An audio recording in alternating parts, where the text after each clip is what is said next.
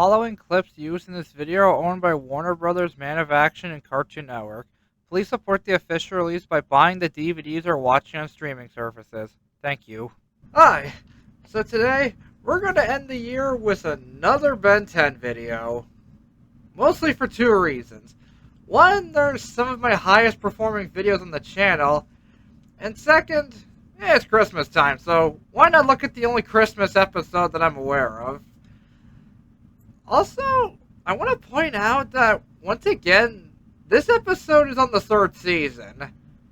Which is weird, because that also had the Halloweeny episode I looked at earlier, aside from the Omniverse ones, which makes me question.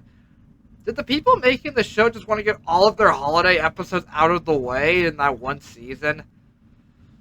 Who knows? But, it's that time of year, so let's kick back and watch a Christmas episode. The episode starts off in the middle of the desert, where we see Ben and Gwen baking in the heat. Now remember, the original Ben 10 series took place during the summer, so the idea of doing a Christmas episode is kind of ridiculous when you stop and think about it. But then again, they had some spooky episodes during the summer which worked for Halloween, so let's see how they pull it off this time.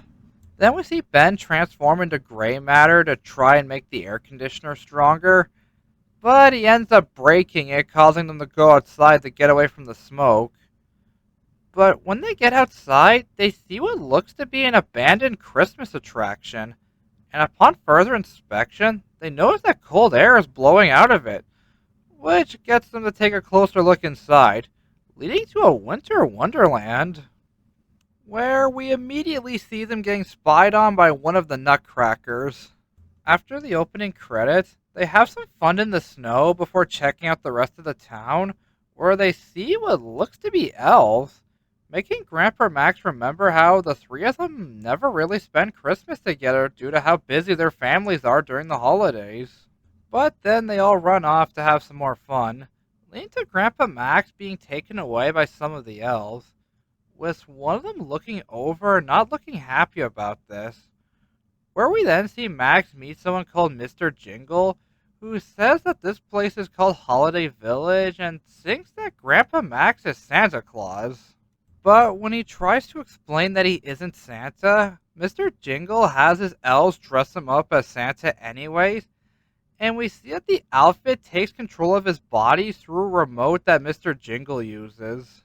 After he shows him off to the elves, he also thanks him for bringing his grandkids, mostly for the fact that he plans to use them as elves.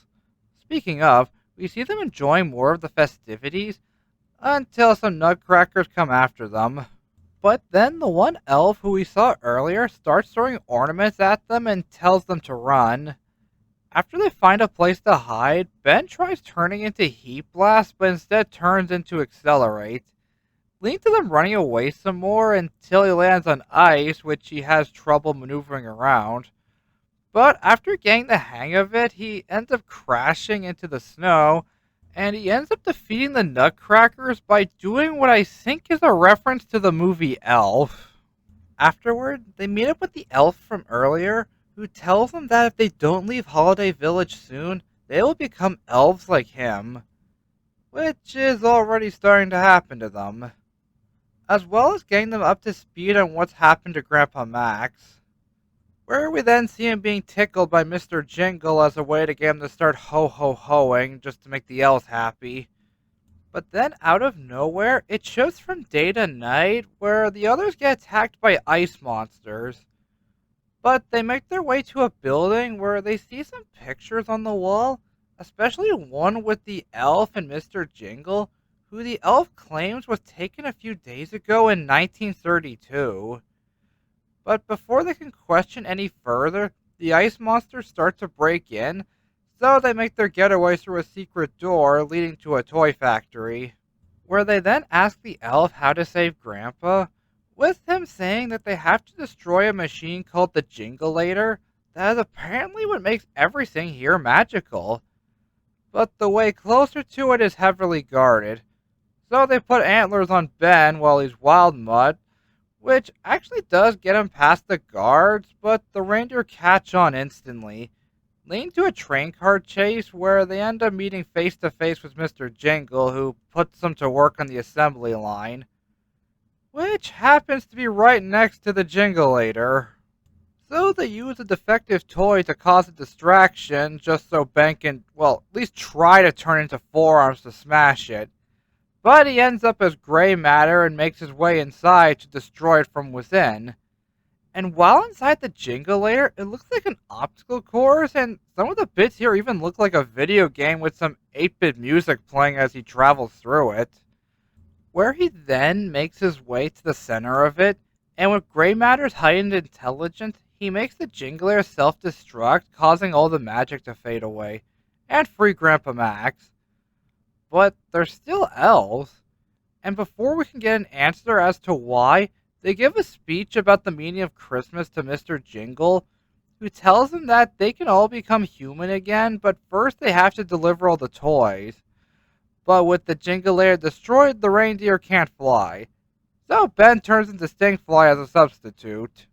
Okay, given the inconsistent timeouts the original Omnitrix had, I doubt it would have lasted long enough for them to do at least one neighborhood before it timed out. Nonetheless, they do deliver the presents even though it's summer, but the kids don't care.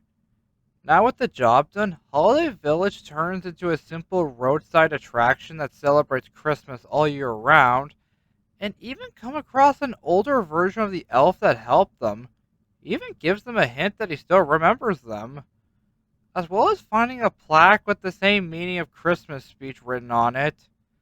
Then the episode comes to an end with them heading back on the road singing Christmas carols. So that was Ben 10's only Christmas episode from the original run. Like I pointed out in my Ben vs. the Universe video, I never saw much of the reboot, so I'm not entirely sure if it had a Christmas episode. Let me know in the comments if it did. As for this one, I thought it was okay. It was nothing too special, but it wasn't horrible. It was just fine. But I will give credit to the writers for actually making a Christmas episode in a show that takes place during the summer. And the way they do it, I think, makes sense enough.